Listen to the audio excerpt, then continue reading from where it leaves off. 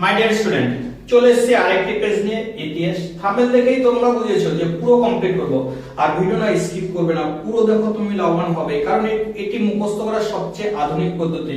আর তুমি যদি প্রতিটা ভিডিও দেখে থাকো না, তুমি ইতিহাসের 40 পাবে শর্ট কোশ্চেনে, তোমার নাম্বার কম হতে পারবেই না।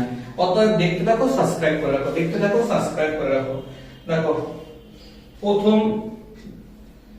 প্রথম প্রশ্ন, আমি নেতাজিকে লিখেছি, গ্রন্থটিকে লিখেছে নারায়ণ সান্যাল, জানো? তারপরে আধুনিক ইতিহাস চর্চার জনক কে জানো? উত্তর হচ্ছে ইবন খালদুন। বিজ্ঞান, তারপরে দেখো, বিজ্ঞানী চার্লস ডারউইন সংগ্রামের জন্য শক্তিশালী জয়লাভ করে, স্ট্রাগল অফ এক্সটেনশন। তারপরে দেখো, সাম্রাজ্যবাদ পুঁজিবাদের সর্বোচ্চ স্তর, এটা বলেছিল হচ্ছে লেনিন। সাম্রাজ্যবাদের সর্বোচ্চ স্তর বলেছিল লেনিন। নানকিং এর চুক্তি স্বাক্ষরিত হয় কবে জানো? উত্তর হচ্ছে 1842 খ্রিস্টাব্দে। লর্ড কর্নওয়ালিস প্রবর্তিত ভূমি রাজস্ব ব্যবস্থার নাম কি জানো? চিরস্থায়ী বন্দোবস্ত। পরেরটা দেখো, মেলানো।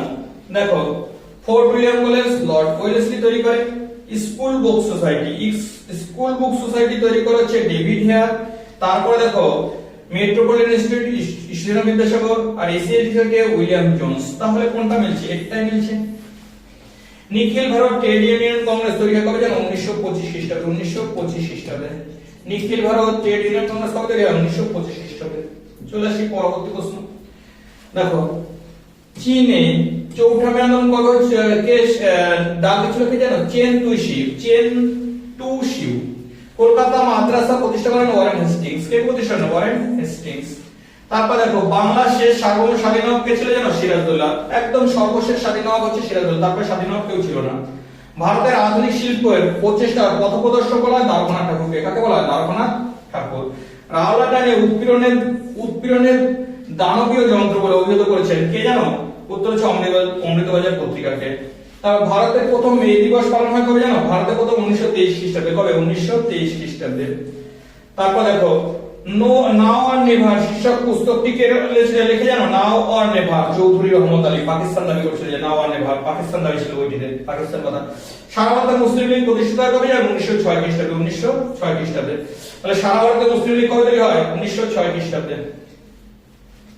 তারপর দেখো, জেনারেল নাসের মিশরের রাষ্ট্রপতি ছিল। তারপর হচ্ছে হো চি মিন ভিয়েতনামের রাষ্ট্রপ্রধান ছিল। তারপরে হচ্ছে ফিদেল কাস্ত্রো কিউবার, আর মার্শাল টিটো যে যুগোস্লাভিয়া। তাহলে এইটাই মিলে যাচ্ছে। তারপর দেখো, জাতীয় সরকারের সর্বাধিনায়ক ছিল সতীশ চন্দ্র সামন্ত। আজাদিন সরকার প্রতিষ্ঠিত হয়েছিল উত্তর যে সিঙ্গাপুরে। কোথায় প্রতিষ্ঠিত হয়েছিল? সিঙ্গাপুরে।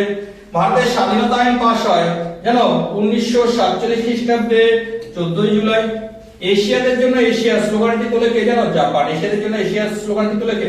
জাপান। তারপর দেখো, 1949 খ্রিস্টাব্দে সোভিয়েত বিরোধী সামরিক চুক্তি হয়েছিল, তার নাম হচ্ছে ন্যাটো। সোভিয়েত বিরোধী সামরিক চুক্তির নাম কি? ন্যাটো।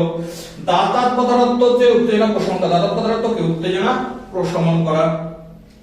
দেখো পরবর্তী, সার্ক কার মস্তিষ্ক থেকে ছিল জানো? জিয়াউর রহমান। তখন বাংলাদেশের রাষ্ট্রপতি ছিল জিয়াউর রহমান, তার মাথা থেকে ছিল সার্কের ধারণা। দেখো, সাম্রাজ্যবাদ বলতে কি বোঝো? কোন দেশ দখল করে শাসন চালানোকে বলা হয় সাম্রাজ্যবাদ। আমেরিকা মহাদেশ কে আবিষ্কার করে? উত্তর হচ্ছে কলম্বাস। আমেরিকা মহাদেশ কে আবিষ্কার করে? কলম্বাস। ভারতে কোথায় পর্তুগিজ করেছিল? হুগলি, মুম্বাই এবং কোচিনে। হুগলি, মুম্বাই, কোচিনে ছিল। আলিগড়ের সন্ধি কাদের মধ্যে স্বাক্ষরিত হয়েছে? আলিগড় হচ্ছে সিরাজউদ্দৌলা এবং ইংরেজদের মধ্যে। কলকাতা দুর্গ আক্রমণ করার পর সিরাজউদ্দৌলা ইংরেজদের মধ্যে। তারপর দেখো, পলাশী লুণ্ঠন বলতে কি বোঝো? দেখো, মির্জাফর সেই রাজকোষ শূন্য করে ইংরেজদের অর্থ দিয়ে দেয়। পলাশী যুদ্ধের পরে না মির্জাফর কি করে? রাজকোষ শূন্য করে ইংরেজদের অর্থ দেয়, তার পলাশী লুণ্ঠন বলে। উটের ডেসপ্যাচ বা উটের নির্দেশনামা কি? উত্তর হচ্ছে শিক্ষা সংক্রান্ত নির্দেশনামা। উটকে চার্লস কি করে? ভারতের শিক্ষা সংক্রান্ত যে নির্দেশনামা জারি করে। কবে এবং কেন তাইপিং বিদ্রোহ সংঘটিত হয়? 1950 খ্রিস্টাব্দে চীনে মানচু গৃহ বিদ্রোহ, গৃহে মানে নিজেদের অন্তর্দ্বন্দ্বের জন্য তাইপিং বিদ্রোহ হয়। 100 দিনের সংস্কার বলতে কি বোঝো? চীনের কাউ ইউ ওয়ে সংস্কারের দাবিতে 100 দিন যে সংস্কার চলে, কাউ ইউ ওয়ে সংস্কারের দাবিতে 100 দিন সংস্কার চলে, তাকে বলা হয় 100 দিনের সংস্কার। তারপর শ্রীরামপুর ত্রয়ী কাদের বলা হয়? উত্তর হচ্ছে উইলিয়াম কেরি, মার্সম্যান, উইলিয়াম ওয়ার্ডকে। উইলিয়াম কেরি, মার্সম্যান, উইলিয়াম ওয়ার্ডকে শ্রীরামপুর ত্রয়ী বলা হয়। কবে রামকৃষ্ণ মিশন? কে কবে? উত্তর হচ্ছে স্বামী বিবেকানন্দ 1897 খ্রিস্টাব্দে। কবে? 1897 খ্রিস্টাব্দে রামকৃষ্ণ মিশন তৈরি করে। সত্যশোধক সমাজ কে প্রতিষ্ঠা করেন? উত্তর হচ্ছে জ্যোতিরাও ফুলে। জ্যোতিরাও ফুলে। ভাই কম সন্তানগুলো কি দেখো, ত্রিবাঙ্কুরে নিষিদ্ধ মন্দিরে প্রবেশের অহিংস আন্দোলন হচ্ছে ভাই কম সন্তানগুলো। ত্রিবাঙ্কুরে বলেছে নিষিদ্ধ মন্দিরে প্রবেশের আন্দোলনকে বলা হয়। 1843 সালে সংবিধানের গুরুত্ব কি? উত্তর হচ্ছে ইস্ট ইন্ডিয়া কোম্পানির একচেটিয়া বাণিজ্যের অধিকার নষ্ট হয়। ইস্ট ইন্ডিয়া কোম্পানির একচেটিয়া বাণিজ্যের অধিকার নষ্ট হয়। পুনা চুক্তি কত খ্রিস্টাব্দে কাদের মধ্যে হয়েছিল? পুনা চুক্তি 1925 খ্রিস্টাব্দে আম্বেদকর এবং গান্ধীজির মধ্যে হয়েছিল। আম্বেদকর এবং গান্ধীজির মধ্যে হয়েছিল। বাণিজ্যিক মূলধন কাকে বলে? বাণিজ্যিক মূলধন দেখো, যে মূলধন শিল্পে লাভ করে আবার শিল্পে ব্যবহার করা হয় অধিক লাভের আশায়, তাকে বলা হয় বাণিজ্যিক মূলধন। তাকে বলা হয় কি? বাণিজ্যিক মূলধন। দেখো, ভারতের সুপ্রিম কোর্টের প্রথম প্রধান বিচারপতি কে ছিল? তো স্যার এলিজা এমপে। নাম কি? Sir Eliza এমপে। 3 আইন কি? দেখো, বাল্য বিবাহ বন্ধ, বহু বিবাহ বন্ধ আর অসৎকর্ম বিবাহ চলে। 1872 খ্রিস্টাব্দে যে আইনটা চালু করে ইংরেজরা, বাল্য বিবাহ মানে ছোট বয়সে বিবাহ বন্ধ, বহু বিবাহ বন্ধ, অসৎকর্ম বিবাহ চলে। 1872 খ্রিস্টাব্দে আইন চালু করে ইংরেজরা, একে বলা হয় কি?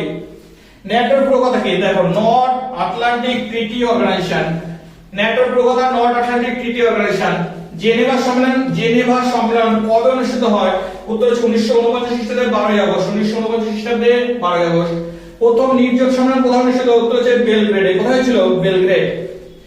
তৃতীয় বিশ্ব কাকে বলা হয়? দেখো, এশিয়া, আফ্রিকা, দক্ষিণ আমেরিকার সদ্য স্বাধীনপ্রাপ্ত দেশগুলি যারা কি হচ্ছে শিক্ষা দীক্ষা সবকিছুতে পিছিয়ে, যারা শিক্ষা দীক্ষায় সবকিছুতে পিছিয়ে, তাদের বলা হয় তৃতীয় বিশ্ব। হোমিও জাহাঙ্গীর বাবা কে ছিলেন? উত্তর যে ভারতের পারমিট কমিশনের প্রথম চেয়ারম্যান। তাহলে ভারতের পারমিট কমিশনের প্রথম চেয়ারম্যান ছিল হোমিও জাহাঙ্গীর বাবা। ভিয়েতনাম প্রজাতন্ত্র প্রতিষ্ঠিত হয় কবে? উত্তর 1945 খ্রিস্টাব্দে। 1945। লিঙ্গ প্রস্তাব কি? উত্তর হচ্ছে লিন্ডেনকো। 1940 সালে ভারতের সমর্থন ও সম্পদ ব্যবহারের জন্য যে পরিকল্পনা করেন। তাহলে লিন্ডেনকো 1940 খ্রিস্টাব্দে ভারতের সম্পদ এবং সহযোগিতার জন্য যে প্রস্তাব পেশ করে তাকে বলা হয় লিন্ডেনকো প্রস্তাব। এই ছিল এসএটি এর এমসিকিউ এসিকিউ। তুমি যদি না দেখে থাকো না, পুরো দেখো, লাভবান তুমি হবে। আর বন্ধু বান্ধবদের মধ্যে শেয়ার করে দাও। পরবর্তী ভিডিও আর একটু পরে আবার আসছে আরেকটি ভিডিও।